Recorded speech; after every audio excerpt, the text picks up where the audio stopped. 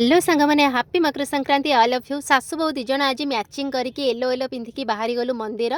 हाँ आम आज जाऊँ गोखी बाबा मंदिर जोटा कि पूरा प्रत्यक्ष ठाकुर सेठी आम सासु बहु दिजन जाक बाहरी गलु। आज मकर उत्सव सेठी मेला हुए बहुत ही फेमस सेठी आ गहली देखिकी तो आपण मैंने जानीपे केते फेमस सेठी आउ एठी 108 नड़िया समस्ते जाची था जार मानसिक पूरण हुए यही मकर संक्रांति दिन ही से 108 नड़िया भांगती। मुझे जाची थी ठाकुर को डाकी मोर गोटे झीटे हेले मुझे 108 नड़िया भांगी गुन्नु है बेले सबुठ ये फेमस कौन जानते ना जो मकर चाउलटा मिले एत टेस्ट लगे पूरा मन शांति कर दिए। तो ये आमर बहुत भल से दर्शन कलु बहुत भिड़ भी थिला समस्ते बहुत भलसे दर्शन को आमको तो मिलगला। तापर आम बाहर जाइलु मामू घर को बो कहले अजा को देखा करके जीवा। तापर अजा मामू का कथा कहीकि बहुत ही कांदुले गोटे बापा माँ गोटे छुआटे आग मरीगले केते दुख हुए आपण मैंने तो सीटा बुझीपारे।